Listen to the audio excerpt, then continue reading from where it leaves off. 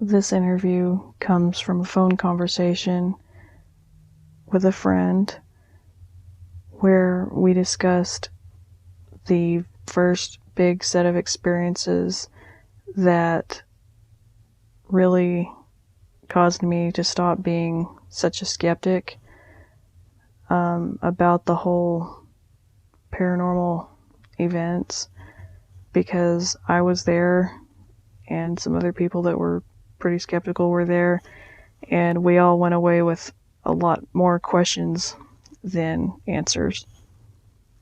It happened southwest of Canyon, Texas in 2015 and later in 2016, around the same time of year both times, May or June, if I remember correctly. And this conversation is just me talking to him. He and I were some of the people that were there during a family barbecue, and weird things started happening. They'd had weird things on the property before that. They were renting this property, and it had been abandoned for quite a while before they moved in. So when I got the word that they believe, honest to goodness, that they had a Skinwalker, we at first I didn't really know really much about that or what that was, other than what I'd learned from some books and stuff I'd read.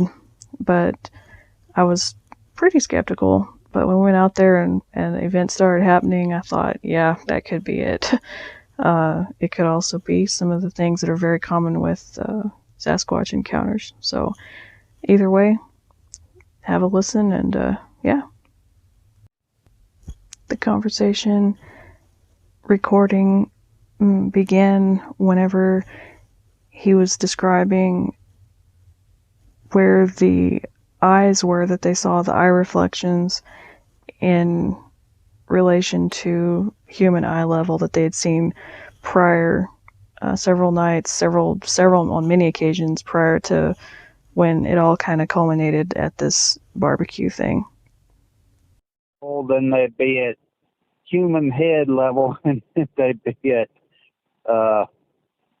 quite a bit above human level. It just seemed to be depending upon its mood. Okay. Uh, what color were the eyes, and was there just one set these times, or? it was always one set,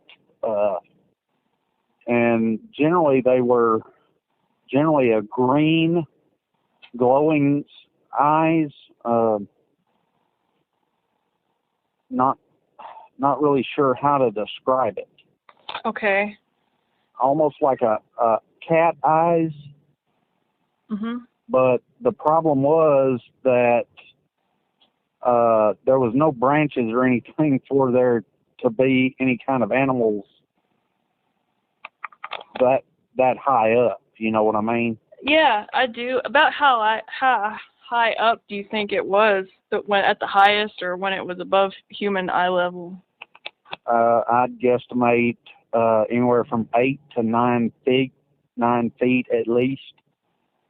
Okay. And were there any noises? Generally, there was anywhere from, we heard hog calls, we've heard panther calls, then we've heard growling, almost like wolf howls. Mm-hmm. I mean, we've heard all different kinds. Then we've heard noises that just didn't make any sense whatsoever.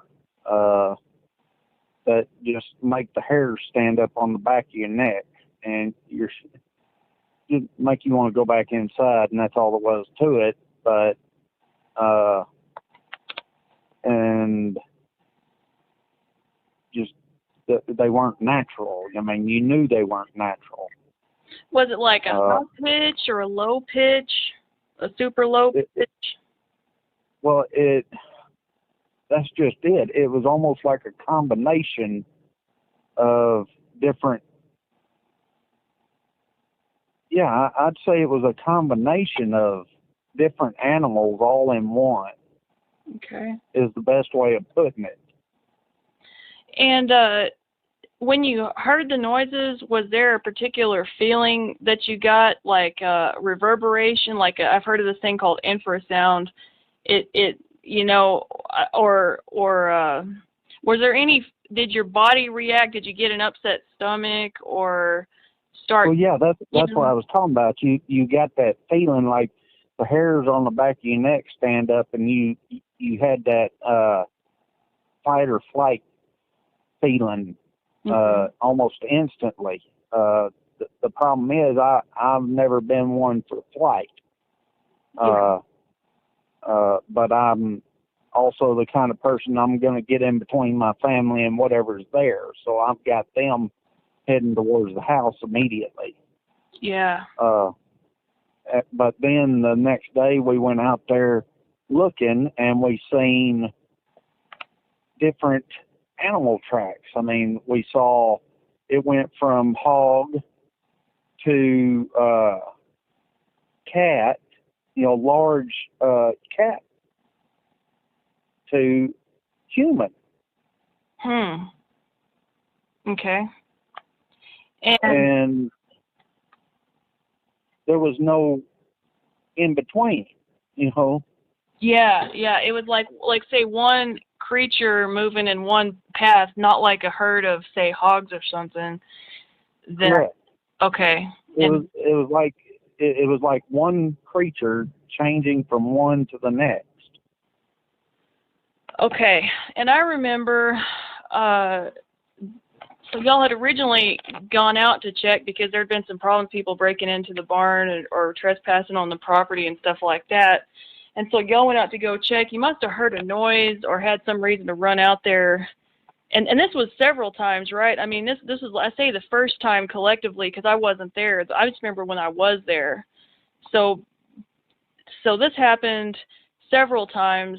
Y'all were just either standing outside, maybe BSing or something, or just checking the property, and these things happened. Yes. And okay, so I remember that year, I think we actually had some rain that year, and so the ground was probably moist, and that's when y'all saw the tracks, like the next day when it was daylight? Yes. But here's the funny thing. It was, I don't know how to describe it, but we had all that drought for all them years, up until the point that, it was like up until the point that me and Dottie moved in there. Yeah. And then all of a sudden we started having all of that rain shortly after we moved in there. And shortly after we started having all that rain, we started having the problems or the incidents. And it was like right after all of the rain, heavy rains was when we were having the incidents. After each time it rained, you mean? Yeah, after each time it rained, we would have an incident. Huh. And the only animals y'all had on the property were your dogs in the front yard. You had a bunch of rabbits. I remember that were loose running around, Yeah, giant jackrabbits. Yeah, giant jackrabbits and we found a bunch of the rabbits just torn apart. Oh, okay, I didn't know that. Yeah, I mean, we'd go out there and find them just not eaten, but just torn to shreds. And that was that close to the house or out back by the barn or off to the... It was right off there, where that building was burnt down. Let's just see. right over there by where we parked. Yeah. Oh, that old... Just right out there, that old pig pen area. Okay, now that's the area that's right there in front of that corral gate. Yeah, right out there by the corral gate where that bent up area was. Okay. That's where all the rabbits were found that were just torn to pieces. Okay. Like almost like they were getting into their area, and you're in my area, you're dead, you know. Yeah, just in that area. Okay. But like I said, they weren't eaten; they were just torn apart. Was there a lot of blood? No, that's what I'm saying. There was no blood though. Yeah. Okay. It was like they were just torn in half and just dropped. Okay.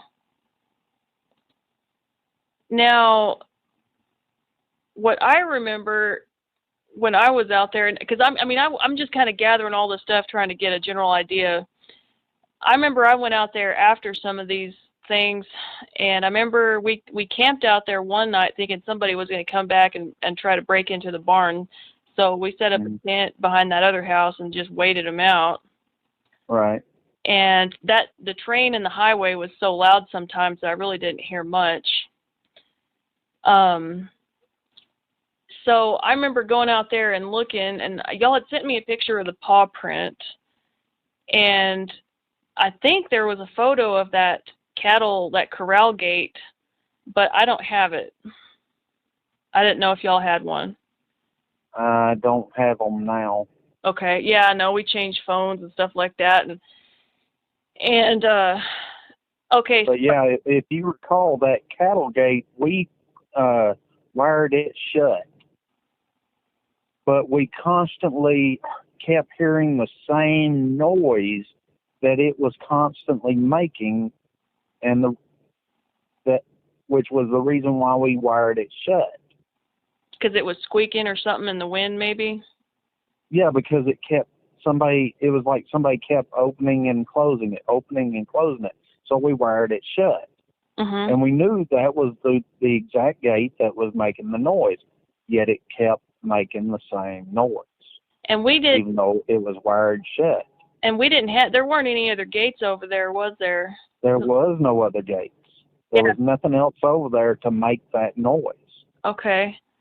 Now that's interesting, because I remember it being bowed out from as if from the inside of that corral towards the bottom. Yeah, that was where it was like something shoved its way under there and wedged it up. But that was steel bars. Nothing should have been able to have done that, because that was welded. That's meant to keep cows in and horses in and stuff, big stock. I mean, yeah. Yeah. So something pushed its way from under the bottom, or forced its way. What I remember is when I went out there and looked the next day, there was all that like tall weeds, or no, I guess it was like Johnson grass. Yep.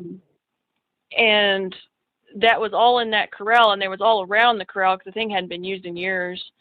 And I remember it was all perfectly mashed down, like crop circle style, all inside that corral, even in the corners, like with some precision. You know what I mean? Like you'd have to go with your foot and get in those corners. That's what Basically, it would have taken hours to have done that, and in the daylight, and for anybody like us to have done it. And I know we didn't do it. Yeah. Now, did the dogs y'all kept in the front yard, did they bark a whole lot? I knew there were rabbits. I figured they'd bark at them, but did they ever just go crazy? No. Or only time they went crazy was whenever the things were out there. Okay. And they just bark and carry on and growl and stuff? Whenever we had our little visitors, that's whenever they would bark, and that was it. And they'd bark for a while, and then you could tell whenever it was gone.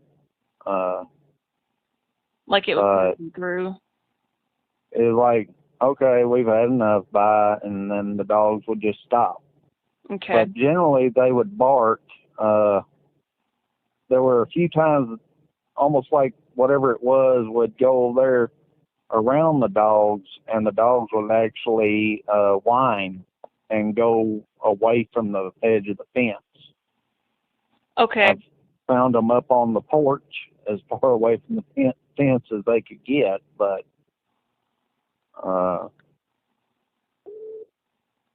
that's generally the only time they barked. They didn't bark at rabbits because Tucker had gotten whipped by that jackrabbit, and he tried to stay away from them. Yeah. Yeah. So, now let me think here. So they mean the jackrabbit that had been torn apart? No, Tucker got whooped by a jackrabbit, literally. Oh, okay. Yeah. Tucker, The pit bull. the real bouncy one. Yeah, okay. The big black pit bull got whooped by that big jackrabbit. All right, that must have been humiliating. All right, so he wouldn't go near the jackrabbits. No. Okay, so how long had that property been abandoned before y'all moved in, do you think? Honestly, I don't know. I do know that before we moved in, there was squatters there. When we moved in, there was still squatter shit there, and we had to rip up all the carpet out of there. I mean, you could tell that it had not been actually vacated for all that long, but it was pretty nasty. So, as in nasty, like water leak, or like what do you mean exactly? Was there hair? Like nasty people living there. Okay, like just squalor, just like junk and trash laying around, wrappers, cans, stuff like. Okay, so all right, so and we have no idea what kind of people they were or anything like that. Trash, just trash. It was the same people that were breaking into the barn. Yeah. So we were always on the lookout for that. I remember that. I remember many dates out there with him, with our guns, just waiting to see if anybody wanted to try anything. I remember y'all popped up a few shots at somebody that had sped out of the driveway and stuff too, or something like that. Well, I by the time I got my bead on them, I was at brick wall. Okay. So. All right. So now let me fast forward to that other night. So I looked at my photos that Justin had sent, and I did have that I had gotten that photo of the paw print, I believe April 22nd of 2015. And we were out there. I took that photo of Justin in front of the barn when we were just having fun at the cookout, May 21st of 2016. So springtime again, like you said, when we get all the rains. And so you had just seen, up till that night when we were all out there, y'all had just seen like one set of eyes and stuff like that? Right. Okay. And you got a really malicious feeling from it. I remember Justin was real shaken up about that. And he said that something, whatever it was trying to project fear onto him or use his own fears against him. Pretty much. That's pretty much everything. Every time is that I had ever felt everything I had ever felt was it tried to send that creepy feeling up your spine. Like I said, make the hairs on the back of your neck, give you that fight or flight feeling. Yeah. But like I said, my problem is I've never been the flight kind of person. Yeah. And I've always been the I'm going to protect what's mine. So it never even occurred to me to even, I guess, get really what would be considered scared so much. I always got what was angry. Like you dig in, like you're digging in and you're going to face whatever. Yeah. You fixing to have a fight on your hand is basically what it is. Yeah. You just woke up a Wolverine here, and you're fixing to regret what you just got a hold of is basically it. Yeah. So I'm going to turn it back on it, kind of. Yeah. And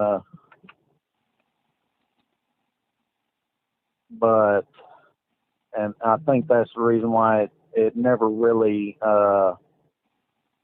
went any further than what it did. Yeah. But that night at the party, it had, I believe it went as far as it did because it had a lot of people there that it could intimidate. Oh. I guess is best. Yeah. Kind of like that Jason fella, it got the dogs to barking, and he thought it was the dogs were barking at me and Justin. Me and Justin were standing right there. That boy left. He goes, I gotta go. Jason was the hunter dude, right? The coyote hunter with the 4-wheeler? Yeah.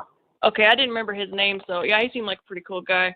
All right. Yeah, well, when he realized that the dogs weren't barking at me and Justin,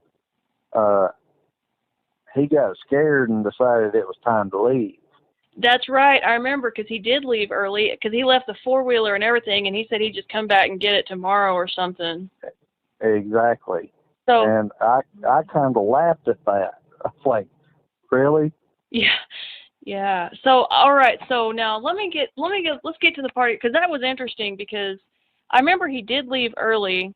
I didn't exactly know why, and I remember because we walked the property to check everything, and if, and I'll get back to this, but if we had only looked again, what I would have done is whenever we all walked up there to the front where those trees were and we heard those voices or whatever it was, if I were to do this all over again, I would have had half of us face that way and half of us face around behind us because it's almost like a distraction. You know what I mean? Like, look over here, and then I wouldn't be surprised if all the steaks went missing or whatever. I know we had the food put up, but, Well, actually, if you'll recall, I never did let anybody get behind us. Let's see. Okay. I remember I was in the middle. Justin was walking up front. Dottie and Becca were on that side porch. And I don't remember where you were. I do remember I was not in the back. There was people behind me, maybe you and Jason. And I don't remember if anybody else was there. I think it was just that. And if there was any kids or the girlfriends, I think they were inside or something. I think he had a girlfriend out there maybe. But well, what I mean was I was never facing where somebody else was facing. Oh, I see. So you were in the back, facing the back. I always made sure I was facing somewhere else. Good. I never. That's one thing I learned a long time ago. If somebody's facing one direction, that's a direction they're not looking. Yeah. In the other. That's a silly thing to do. Is everybody look in one direction? Yeah. Yeah. No, I agree. And I didn't.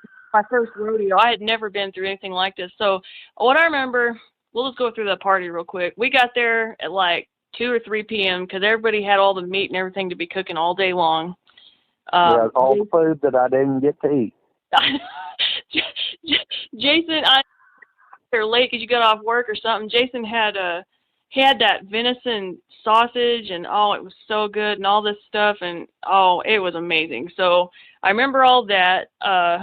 I think thanks for telling me because I didn't know. I'm sorry. It was terrible. You weren't worth it. No, I'm just kidding. So we were out there cooking. You had cooked up some stuff. They had cooked all this stuff, and at like 2 p.m. everything, and we had a couple of beers, maybe nothing too crazy. Nobody got trashed or do anything stupid. I mean, heck, I was riding the 4-wheeler, and I wouldn't do that if couldn't do it. So so it started getting dark. So we're out there like all day long, and it started getting dark, and we were playing like just country music and just whatever AC/DC on that big old Bluetooth like yard speaker thing. And then I remember Jason saying when the sun goes down, because he loves hunting coyotes, he says they're smarter than anything else he's ever hunted, and they're the best things that he likes to hunt. So he was going to play the coyote calls when the sun went down to see if he could get any come up there. So I remember I was inside for a while doing something, talking to whoever it was inside, and then because I could hear the music from inside the house. And then I started hearing these crazy yips and howls, and it went on for like 15 minutes. I'm like, what in the hell? And then I remembered, the coyote call. That's what it is. So I go back outside, and I'm just out there BSing with y'all. We got like 3 or 4 yard chairs around the washing machine basket with the fire going in it. And then I remember Becca come running out of the house saying it's back with this like pale skin and giant saucer eyes, and I was like, what? And then I was like, oh yeah, whatever it was y'all had. So I'm like, oh, here we go. Because I mean, I wasn't really a believer, okay? I was just like, well, no, y'all, I respect y'all enough. I may not believe it, but I respect, if y'all take it seriously, I respect y'all enough that I'll take it seriously, you know? Right. So we all got kind of a little on edge. I think I had my 45. I was already out there. I was already out there with my shotgun. Okay, so you had the shotgun. I had with slugs. With slugs. Okay, I went to Justin's truck and I grabbed my 45 and had it handy. Justin, I think, had his 40, his Springfield 40. Right. And then somebody had your 22 Magnum revolver. Who was? Did Becca had that? That was Dottie. Dottie had that. Did Becca have anything, or like a 9mm or anything, or she just didn't have anything? She didn't have anything. I kept her behind me. Okay. All right. So I just remember everybody kind of getting freaked out, and I was kind of like, all right, what do we got going on here? Because, I mean, honestly, I don't know Rebecca that well. I thought maybe she's just like, you know, teenager, maybe just wanted some drama. You know, I really didn't know. But it was me that caught the scent. I guess you could say. There's a, you know, how you get there's a scent for like water moccasins. Okay, I've never been around water moccasins. I've never been in that part of the country before. So like an actual smell. There's an actual smell. It's a nasty, muddy, dirty smell. Okay. But this thing, I caught a whiff of it. Okay. When the breeze hit me, and I had smelt it before. Oh. It's almost like a musty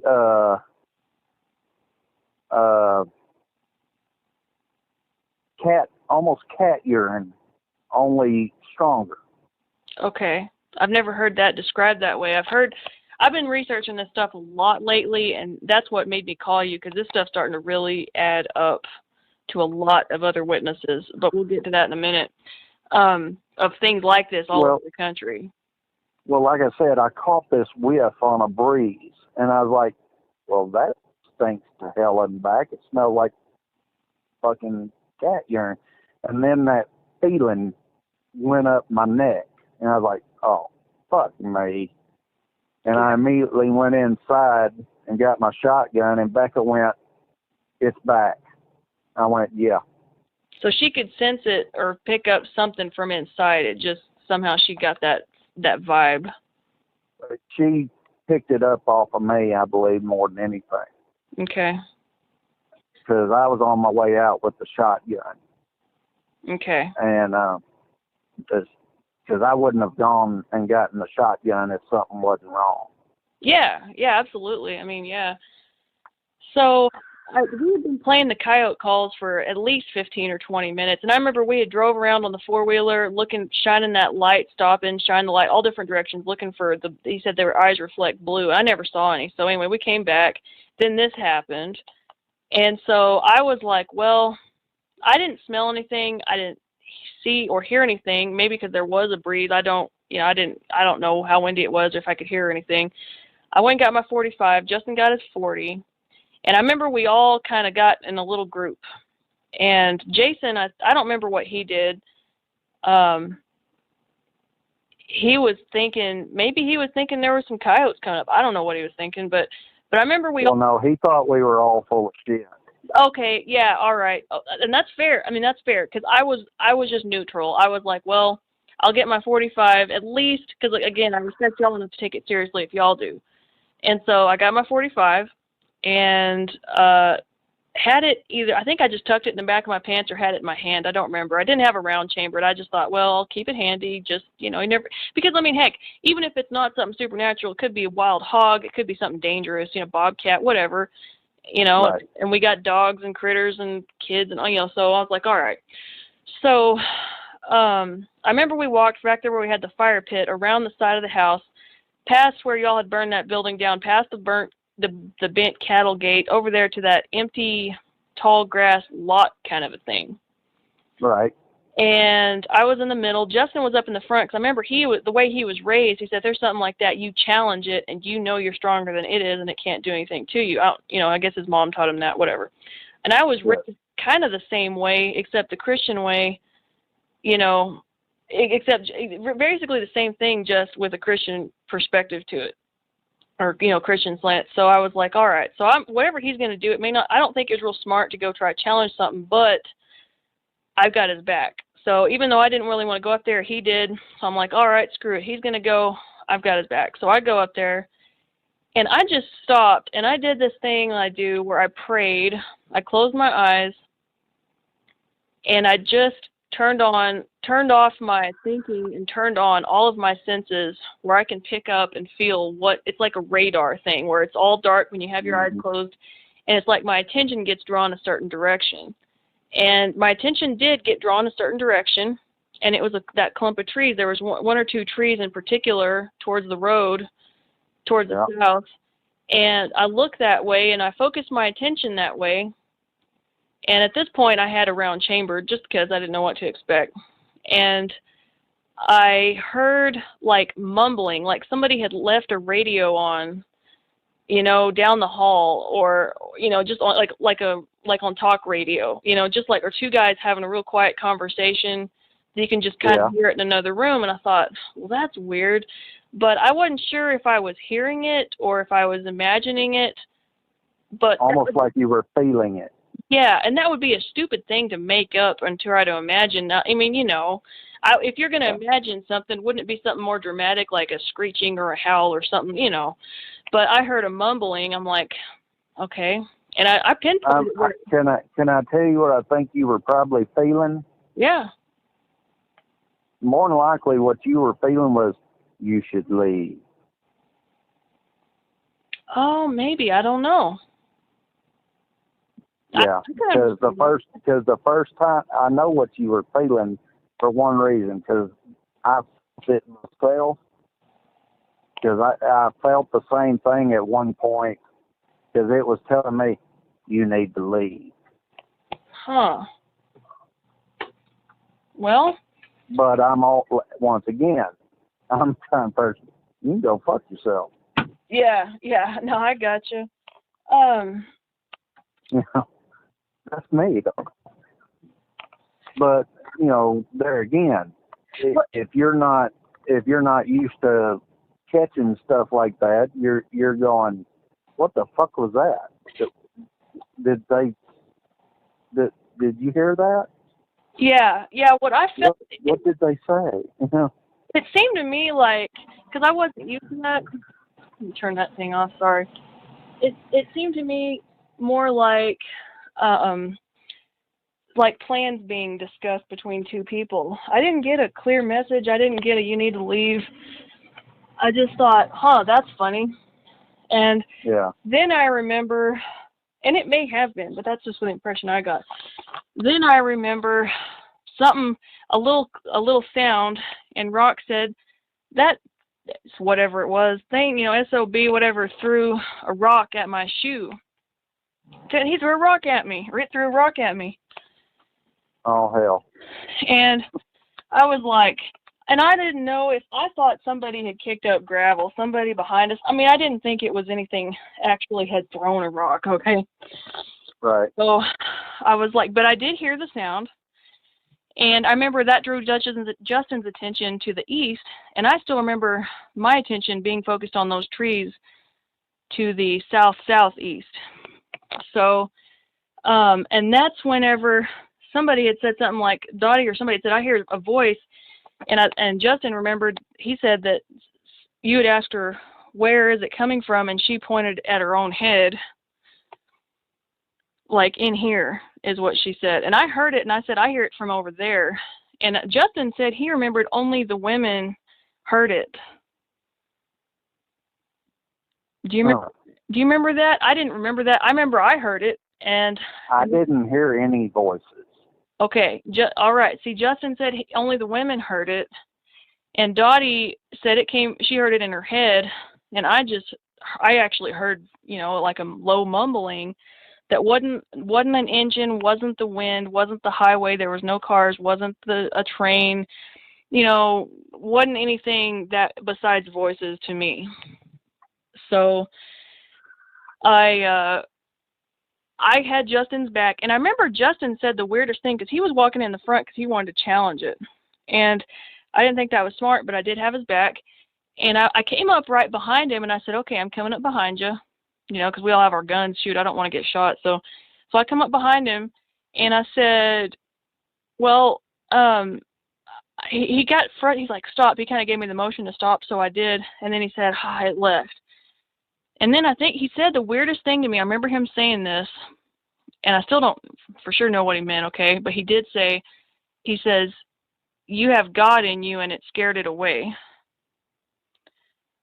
And I was like, because I still wasn't buying all this, to be honest with you. I was like, okay, man, maybe he was just sucking up. Maybe he wanted to. I have no idea. What was he saying? What did he mean by that? And he was frustrated because he wanted to confront it, and I had come up and, I guess, for whatever, scared it away. And then I remember, I think maybe Becca had said it's gone now or something. Our guards kind of, after we had waited around enough, whatever it is had gone its own way or vanished or dissipated or whatever. And then we all turned around and walked back to the back porch where the light was. Mm-hmm. You said the smartest thing I think I had heard the whole night. You said, you know what, if this thing is malicious or malevolent, what it would want to do would be find a way to get somebody hurt. And we're all walking around with guns, some of them loaded or something. So you had the brilliant idea for us all to put our weapons away, which I thought was a pretty clever idea. So that's when we turn around and walk back to the porch. I'm like, yeah, that's a good idea. So we walked back to the back patio thing and where the light was, and then we all cleared our chambers, popped our mags out, all that to put everything up.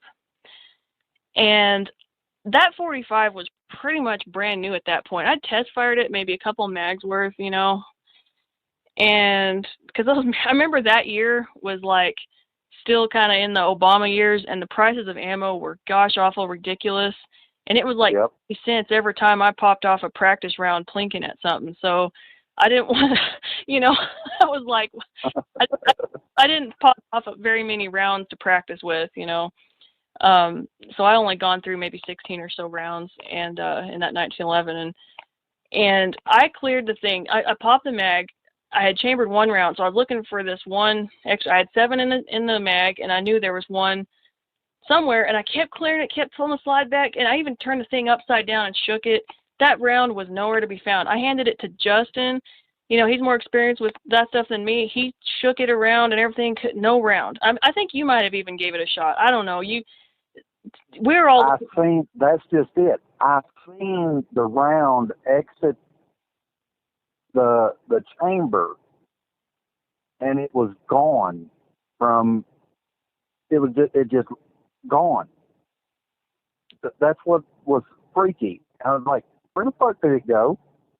I don't remember that part. I thought it fell in the dirt. We were all digging in the dirt. I remember that. We were all standing around in a circle. No, okay. If try to remember, as soon as you ejected the round, I went, where the fuck did it go? It was like the fucking thing just disappeared in midair. Okay. Because me and Justin were both freaking. I didn't remember Justin freaking out. And remember, I was a disbeliever at this point, and I was just annoyed because that was a I don't remember what kind of, I don't know if they're hollow point slugs or whatever it had in it, probably slugs just for plinking, but But yeah, I mean, I remember I tried to get this thing out, couldn't find it. I remember we were all digging in the dirt. I mean, I remember that somebody held a flashlight and we're all looking everywhere, and nobody could find it. This thing was unseen and everything, and I didn't see it come out of the chamber. But I remember. I did. I seen it in midair, and it was just all of a sudden fucking gone. Wow. It was like something snatched it out of midair. Okay. Okay. All right. So. Because, like I said, for several minutes afterwards, me and Justin were saying, "Where did it go?" Yeah. It was just in midair, and then it was gone. Yeah. Okay. All right. I'm with you. I mean, I know for a fact that I didn't have it, and that I had checked repeatedly, and it was not in that pistol. So I remember we put our guns up, and I put mine, I guess, back in the truck because I didn't want to sit there with it in the back of my pants. This is before I actually got, an actual holster. Yeah. But it was shortly after that Jason started hearing the dogs barking and realized that nobody was over there. Okay. Okay. And that's when he left. Because we were all in the back there at the patio. We were all we were all hunting for this stupid round, and clearing our chambers and putting our weapons away. Okay. So I don't remember if I don't think I had the pistol on me the rest of the night. I think I put it back in the truck. I don't even know if we locked this truck. I don't know, out there in the country there, we were all there. I didn't see the point. I don't know if we locked it or not. And I just remember we all kind of calmed down, whatever, felt like he left. He left. I didn't know at what point he left. Well, I think I showed y'all the reason why I taped up that hole in the bathroom. If you recall what I call the evil trying to get in. Oh yeah, that window, that front window, or something like that. I forgot where that hole was. Well, there's right there next to the toilet.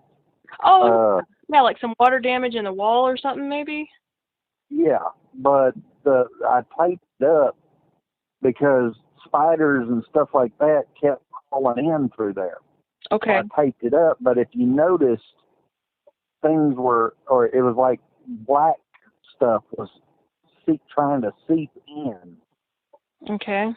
To the house, and after I had taped it up, things didn't, or bad feelings didn't come in the house after that.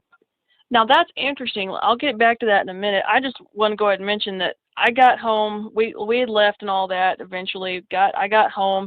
When you're after a party or something like that, you just throw your stuff down, throw your bag down, whatever, and then go to bed. And then next day you deal with everything, put everything up. Well, the next day I was putting everything up out of the bag, and I get to my pistol, and it's time to put it up. And I never pulled the trigger because I still thought that was so weird. What happened to that bullet? And I'd even texted my buddy, and I was like, man, this is the weirdest thing, man. This bullet vanished. And he was like, yeah, okay, supernatural. And I'm like, no, I mean, we could look everywhere. It should have been there. And I never pull the trigger, even if I'm positive that the thing is clear. And right there on the bed, I went ahead and popped the mag out again just to make sure. Yep, still 7 rounds in it, still 1 missing. And pulled the slide back, and there, lo and behold, out came flying the missing round and landed on my blanket on my bed. And no shit. Yeah, and that's when I was like, I wasn't real sure what to make. Something was trying to get somebody hurt. Yeah. Yeah. And I could have I was this close from just popping that trigger just for shits and giggles. I mean, you're positive that the thing is clear, and you cleared it numerous times, and people do that all the time. Like, I don't do that. I don't care. I don't do and that. Justin, and I know for a fact, Justin even looked down the barrel. That's from, we did look down the barrel. Because I remember somebody trying to figure out how in the heck to hold a flashlight where you can see. I remember bits and pieces because I was like, man, I wish I had that little snake light, the little kind that you clean barrels with. Yeah. I was like, I remember saying something like, I wish we had one of those, because I was trying to hold a normal flashlight up to the chamber end. Yeah, that's a good point, man. I forgot all about that. I do remember that though. So, Because I had one of them powerful flashlights, and that we looked, and there was nothing. You could see light through the barrel. okay. Yeah. See, But I know for a fact when you cleared the chamber, there was a bullet that went flying, and it disappeared in midair. okay. All right, man. I'll go with that because I just remembered that it was annoying to me. I had given up at this point. I just given up looking for it, so I let y'all two figure it out. And I was like, well, let me see if I can hold the flashlight. I was just annoyed, really, and wasn't real sure what was going on. I didn't smell anything. I just heard this weird mumbling and stuff like that. Well, now let's get back to that hole in the wall at the toilet. Yeah. All right, so when I started hearing about this the first time, or the first few times, Justin had said, I think we have a Skinwalker out there. All I knew about Skinwalkers was what I had learned from the Tony Hillerman novels, and they're all, they're fictional, but Tony Hillerman was like a scholar and anthropologist that decided to write mystery novels, and he studied the Navajo people. That's what he specialized in. So, so it wasn't all BS information I learned. It was good information, but I thought that was just something over there. Nothing like that over here. That's when I wondered if y'all squatters were maybe Navajo, or one of them was a practicing, witch of some kind, or that's what I thought it was. And I thought, is there anything on the property? So when I heard all this stuff start happening, I was like, well, all right. So it was when I finally decided to go out there. It was like Wednesday night, and normally I go to church. And I told my mom, we're gonna go hunt. Justin thinks they have a Skinwalker. And I just told it like he said it. And my mom was so mad. She's like, you're going to quit? You're not going to go to church? You're not going to have a Skinwalker? She was so mad. I'm like, well, let's see what we got going on. Plus, it was more exciting than sitting in church anyway, So, anyway, so I went out there. And I remember, because, like, I know that you're not really Christian. Dottie's not. She's an atheist. And as far as y'all's house on the property, the bigger house, I wasn't going to do anything. I wasn't even going to pray over anything without asking y'all's permission. So I went and focused on Justin's house with him. And I said, is it okay do you mind if I pray over it? Because I'll ask, I'm not going to like push my religion on anybody or anything like that. So he says, no, sure, go ahead. So I went and I did my thing, which I've done at my house, where I like anoint, like with oil. I carried that little vial of hyssop oil, which I ended up giving to Dottie that night of the party. But in the Bible, like, hyssop is used for cleansing and stuff like that. And I guess it might be the Bible equivalent of the Native American sage type of deal. Right. So I had this hyssop essential oil, and I prayed over his gates and his doors, the entrances into his little house over there on the side. And so I did my thing again, where I was sitting at his little kitchen door on the side. I closed my eyes, and I was facing west towards the door from the outside, and did my thing where I closed my eyes and I go into the total black, like the radar thing, and I felt my attention, turned off all of my senses, turned off all of my thoughts and turned on all of my senses. What could I take in and learn from this? And I felt my attention being drawn towards my front and a little to the left. So I opened my eyes, and of course the door was in front of me, so I went over and leaned over and looked what was in that direction. And what was in that direction I saw was a tear in the chain link of his little yard fence that was all abandoned and overgrown with weeds, rabbits in and out, all that. And immediately what I learned from that, what I felt like, maybe like God was trying to tell me, was that this has to do with boundaries being violated, because it was literally a tear in the fence. Then my mind went to bam, cattle corral, whatever, corral gate is a boundary. It's a violation of a boundary. And then I remembered that the back of his house, the reason he was working on it so much, because the pipes had froze, because inside the footing of the pier and beam foundation was broken out, and the cold air and everything had gotten in, that wood or hay bale or whatever had moved, and it had froze. So whenever you talked about that hole in your wall, that immediately again took me to that series of boundaries. I remember that one shed on that property by the barn had the owls living in it. And in like the Bible, that is a big evidence of wilderness, of abandoned places, of desolation, I guess. There's prophecies in the Bible where it's saying like the wild animals and the owl, and And that screech owl is like that Lilith, that night monster. According to some people, it's it's kind of a nasty thing. But if these things move into your property, it's a sign that it's out in the wilderness, it's been abandoned, and other things. If people aren't there, other things move into the neighborhood. So let me ask you something.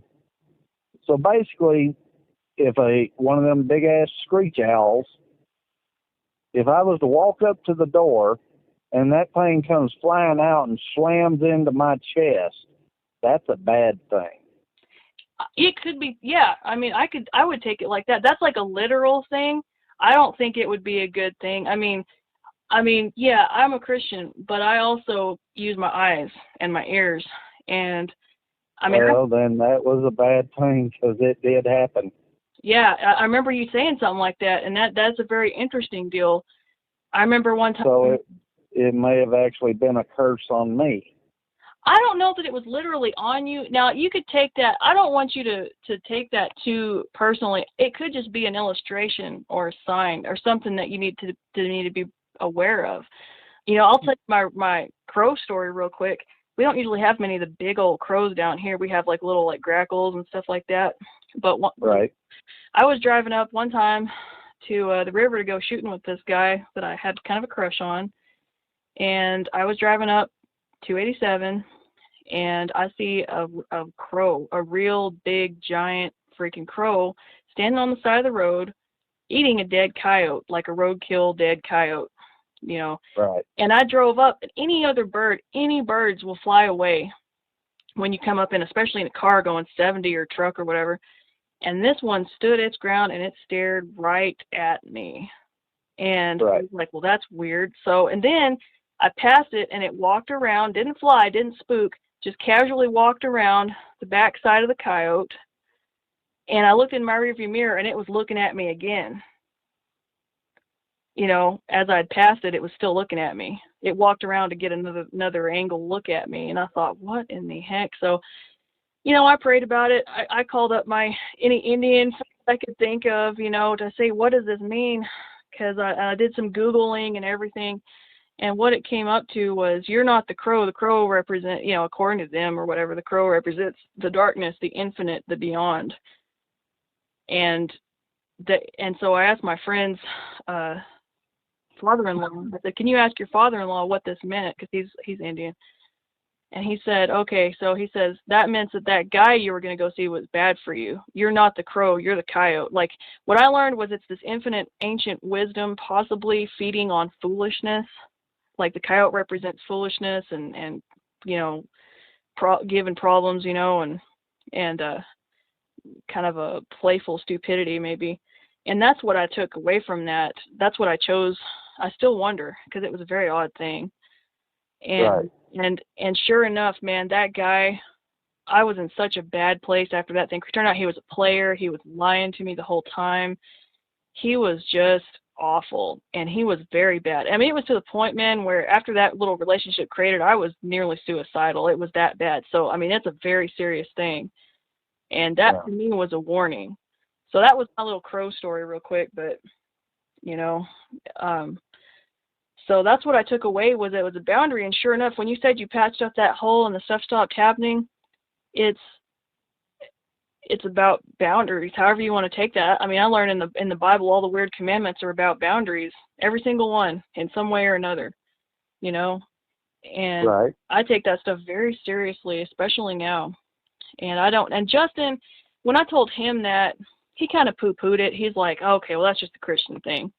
And I was like, I'm not responsible for how you take it. I'll just give you the information that I feel like I got praying for your property. Right.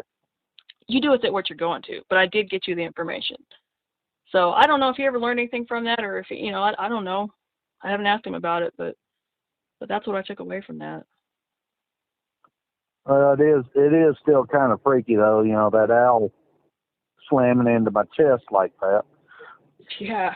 Now that you think about it, but now that I do think about it, it was before all that started occurring. Huh. See, what I would have done, like, if I had been on my A game, which I really wasn't. had a hard several years there. I was kind of thrown off balance for quite a while. You know, all kinds of health issues, hormone problems, stuff like that. And I just couldn't, sometimes I couldn't hardly function. But if I were to do all this again, like if it were my little rent house instead of Justin's, I would have like prayed over it immediately. Because the fact that all those wild animals, the rabbits bringing all the, whatever they bring, maybe fleas, you know, just bad stuff, you know, running loose. In the Bible, that's considered an unclean animal. You know, ravens, owls, crows, even dogs, you know, are considered quote unquote unclean. The stock animals, deer, goats, antelope, things like that are usually clean. Moose is actually not. But anyway, I hear all these stories and stuff, and usually if it has anything to do with, I always my ears perk up if somebody sees something that they describe as having characteristics of an unclean animal, because it's really, to me, it's not about what it looks like, it's about what it does. You can always tell somebody by their actions. You can always tell what they really are or what a thing really is by what it does. And this thing, whatever it was projecting fear, or even if it's a clean animal with a mixture, like you know, you hear the Wendigo stories, like a you know, a deer thing standing up like a man. Well, that's right there is something that, again, if you get to go to the Bible or whatever, it prohibits, you know, mingling DNA, crossing things. It's all about maintaining boundaries of some kind. And anyway, I'm not trying to preach at you too much, but I'm just trying to put all this together in my mind. Really, I'm just thinking out loud. Right. No, dude. I'm listening. I'm letting it all sink in right now. Yeah. But that was strange. I never got a scary feeling that night. Now I'm feeling like, now that I've heard all these other stories, I'm like, holy crap, it was that close. And it freaked me out. I mean, it kind of freaks me out now, considering we camped out there in a tent expecting some kind of, you know, drunk robbers to show up to break into the barn and get into y'all's stuff again, or you know, I didn't hear any screeching noises, and but that coyote called it. So a wounded animal sound, and I know that speaker was loud. It boomed over acres and miles, and on a clear night, you know, that would just carry. I remember the speaker was pointed towards the northwest, I think. Yep. And I know, though, that it was, if there was pointed at the barn, that sound could bounce off and sound like, you know, you could hear it from the south too, or from the whatever. So I don't know. I've heard stories. I'll tell you one other quick thing real quick, dude. There's that canyon that runs down there across the tracks and the highway, you know? Right. Well, that canyon had that lake in it that dried up, and the Buffalo Lake, and right. Here's the way the story goes that I heard, because I was recently going out for a Bible study at a friend's house way out there west, you know, a canyon, and I was driving out there, and I got there, and you didn't see for miles here, you know, like, because it's just so flat. And I saw the landmarks, you know, those tower things over there by where y'all were, and I was just about almost directly north, maybe a little to the east, but just about northeast of where all this was. And I thought, huh. And I remember looking at the topography, thinking there's a canyon. There's here I am. There's a canyon system. Then there's where y'all were. Then there's the highway and the tracks. Then there's another canyon. And I thought, I'm almost directly north. I better ask these people if they've heard of anything going on here, anything strange or bizarre. And they said no. And I said, well, I did. And he said, well, like what? So I told him this little story. And he said, well, that's weird, because he said, you know that canyon down there south of them? I said, yeah, we thought it might have been living there or something. They said, that canyon, there's a ranch down there. It's a horse rescue place, or near a horse rescue place, called Dove Creek Ranch. And somebody had bought it, and they built a big old mansion. And you can see it down in the trees when you're driving along that bit of highway. I'll have to find out exactly where it is, but you can see the mansion from the road. And they said they built this big expensive house, and they didn't live in it for real long, and they sold it. It's still for sale, like in the millions. And they said something happened. I'm like, man, because you hear about Skinwalker Ranch, Stardust Ranch, those places, that's what happens. You know, I think Stardust Ranch in Arizona, that was an equine rescue, and they're still up for sale. And of course, they're asking millions, because that's what that Skinwalker Ranch place went for. And I don't know for sure about it. I checked their Facebook. It's still legit, local, you know, horse rescue thing, which is great. But weird stuff happening in that little canyon. Because I thought about it, man. That is the only canyon in this whole area that's not constantly inhabited by people. Because that lake dried up. There's nobody out there. There's nothing to Right. do, really. You know, there's just some highways. That's it. But, like, Paladuro, up by the lake, the river, all that has got people constantly. And I've noticed that's another thing, uninhabited areas. You know? Yeah. So. Might have to look into that. Yeah, we'll go check it out when we get a chance. Justin, he wants to go check the stuff out, and I'm like, I'll just stay where I'm at. And I don't know if I told you this one, man. I've had 2 other weird paranormal experiences, but the weirdest one was the most recent one. Dude, all right, so I had this little bright idea. I prayed to God to open my eyes to the supernatural. I thought somehow it would be of use to me. And I kid you not, I prayed believing, and like that same day, that night, we're just going out doing our thing, doing our weekly Walmart run, come back to Justin's house. He leaves the TV on for his animals. It was on this show on the Sci-Fi Channel called What on Earth. This one episode, it was called Nazi Stonehenge. And this one part of this episode they have to go to a lot of different places. They were talking about Kalkajaka, which is a black mountain in Queensland, Australia. And it's known for weird-ass paranormal shit. And this white dude explorer wants to go explore it, and it's these giant black boulders stacked on top of each other, just a huge mountain. It goes on for miles. And this Aboriginal elder lady, her name's Carol, she did a smoke ritual over him for protection. She said, and she looked right into the camera when she said it, she says, we don't recommend people go in there. Because among the paranormal things that have happened, an entire herd of cattle disappeared. A bad guy, like a robber, went and hid in it. He disappeared. A sheriff guy went chasing him. He disappeared. None of these people or animals were ever heard from again. Ever. And it's just very weird. And they're like granite rocks. And a lot of people, like in these David Paulides missing 411 cases, vanish around a lot of granite. So whatever, make whatever you will of that. But in this video, I'm getting to my point here. No, the Aborigines don't go near this thing because that's evil to them. It's taboo. So I'm looking, and it has this landscape shot where they're talking about it. It's like looking over the little eucalyptus forest down there in Australia. And I shit you not, man. I see walking in the background a human figure that's tall and dark, and it goes invisible when it should be in plain sight. And I back it up, and I back it up over again. It's only like a 3-second clip. I watch this thing 20 times. I video it on my phone. I watch it. When it comes walking through this little clearing, it's like a tall, lumbering figure, dark, all colored. And then I see birds in a nearby tree fly away when it moves. So there's something that's scary. It's there. And I thought for a minute, I just assumed the first time I saw it that it was like a film crew member, somebody back there. And then I realized how stupid that was. And that's when I started backing it up, watching it.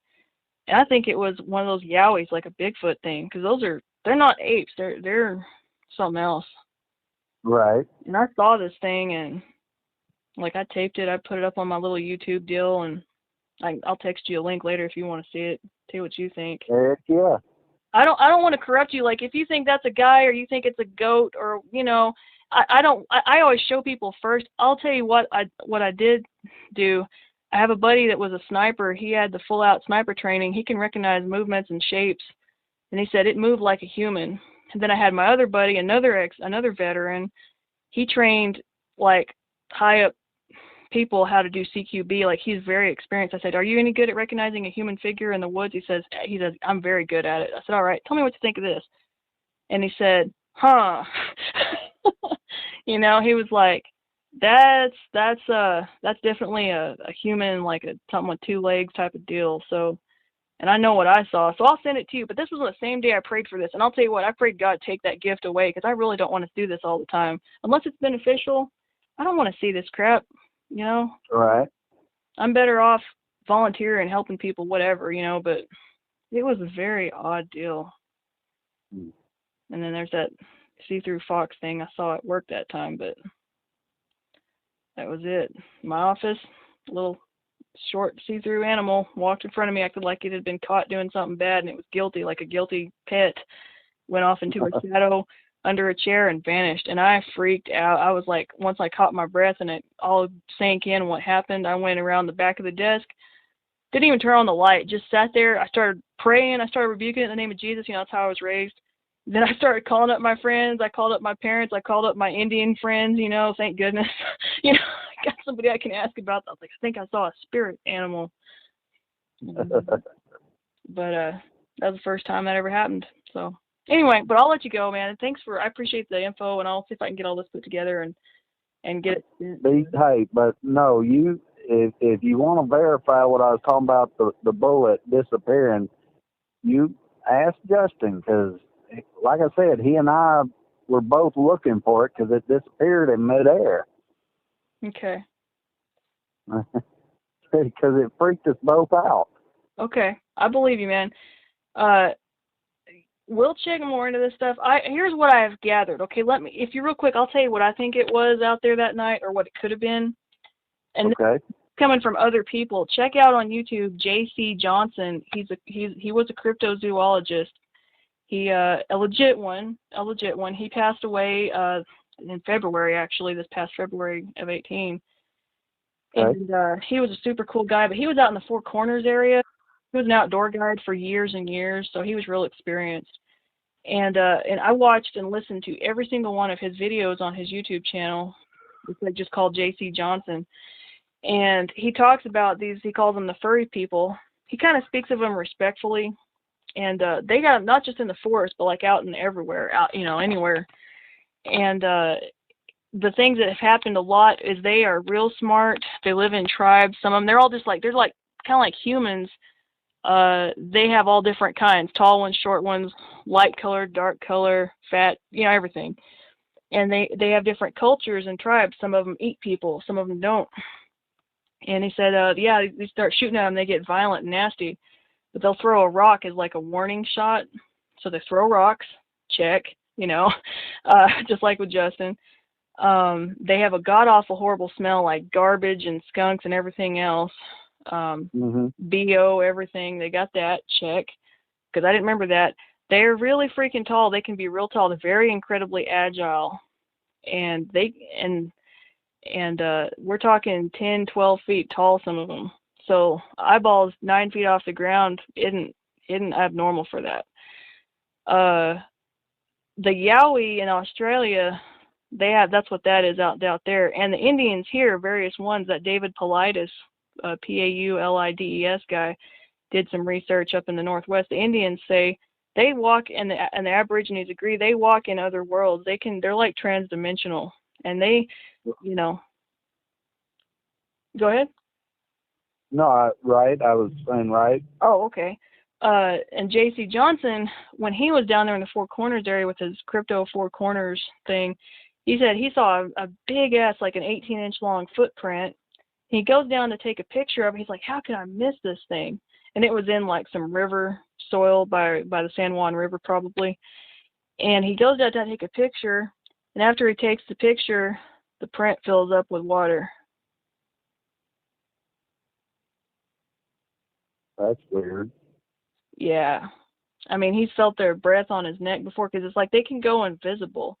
Sometimes people see like a visual distortion or something like that. And I know it sounds weird. It's not like an ape, not like it, but it's one of those things. Well, so I found out too in Taos, New Mexico, on the Pueblo, where the Taos Pueblo Indians never talk about their religion. It's against their religious beliefs to share it with any outsiders at all.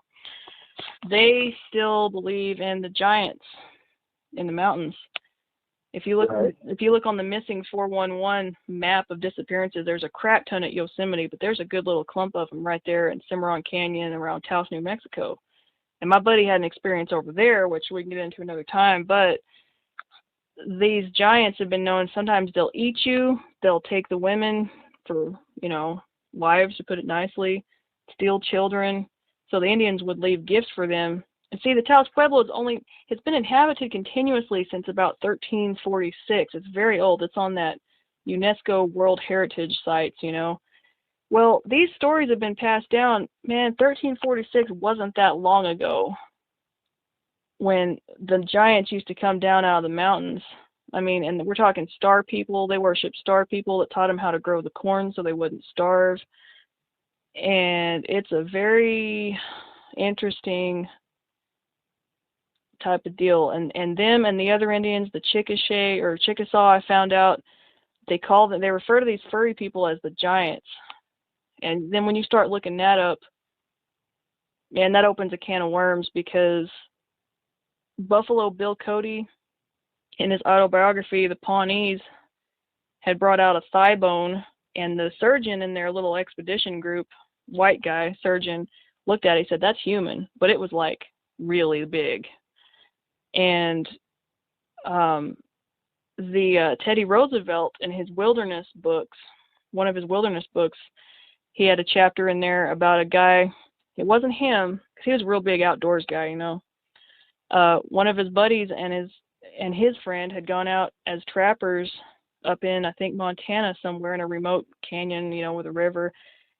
And only one of the guys made it out alive, because at nighttime they saw this big shape and it tore up their camp. And, you know, and they popped off a round at it. The next day they're like, you know what, screw it, let's go. He's like, all right, well, let me go check all the traps first. He's like, all right, well, you go do that, I'll pack up. So the guy went and checked all the traps, came back. His buddy was dead, and their crap was all thrown around everywhere. And what was interesting was it wasn't a bear, because these guys were expert trappers in the 1890s maybe, or somewhere in there, and Right.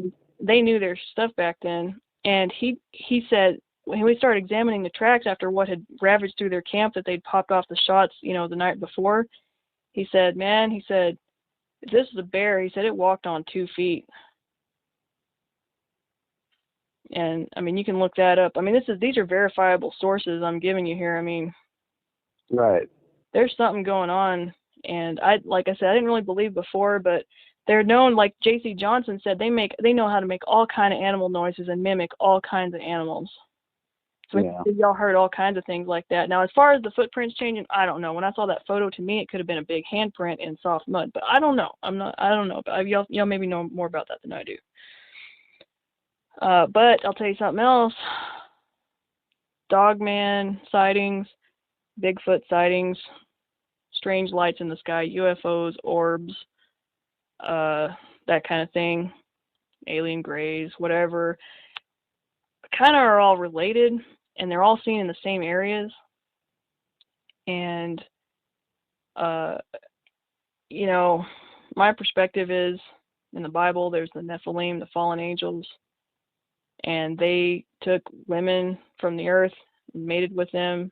Some extra biblical sources say they took a bunch of different kind of animals and genetically engineered and manipulated them to where they could still reproduce. Not like a mule, but like where they could still reproduce. And that's what J.C. Johnson thought, these dogmen and other things, because Skinwalkers, stuff like that. It's a very dark kind of magic. Yeah, Skinwalkers is kind of similar, kind of different. I don't know about Skinwalkers that much yet. We'll get to that in a minute, I guess. But they actually collected samples of saliva and hair from the root, and like hundreds of samples from all over the country, sent them in. It was not an unknown animal. And Dr. Melba Ketchum, M-E-L-B-A Ketchum, like K-E-T-C-H-U-M, or maybe K-E-T-H-U-M. She's like a geneticist, and she wasn't a believer in Bigfoot, but they just had to find somebody that could run these tests. So they sent these in, ran the test, come back, they're some kind of human, but an unknown, completely unknown. You know, maybe these are the people the Neanderthals people thought died out. I don't know, but she said the mitochondrial DNA, which comes from the mother, was human, and that fits right in with the Bible. That fits right in with the Pawnee legends and the Buffalo Bill Cody's autobiography, that these giants took earth women, and that the Great Spirit got so angry that he flooded the whole earth to kill them. And that's what they say happened in, the days before Noah, was this perverse genetic cross. That's why the Torah says, don't cross your seed, don't do this GMO crap, like, don't do it. And here you go, people doing it again, just like they did back then. So I don't know, but the Skinwalker thing, I don't know. The way the story goes on that, according to J.C. Johnson, was because he married a Navajo woman, and his father-in-law is real knowledgeable in that. full-blood Navajo here. And Right. he's got some things on his channel where he interviews them, and he's talking about, he says the way the story of the Skinwalker goes was they've been around for ages, and it started because to spy on their enemies. Somebody would learn how to change into an animal and spy on their enemies, like the Spanish or whoever, the conquistadors. And then later it kind of evolved after the long walk. Kit Carson, the Navajo kind of had their own Trail of Tears, but they went back home after it was over. And they had learned the white man's ways, kind of, according to J.C. Johnson, and they had decided, like, hey, Navajo culture is not about materialism. It's the opposite. It's about living off the land in harmony with nature. Go with beauty. That's what it's all about. And it's not supposed to be about materialism. In fact, a good Navajo says, if you got a whole bunch of goats, but your brother, maybe needs medical treatment or help, then you're a bad family member because you care more about goats than you care about your family. That's how serious they are about being anti-materialism.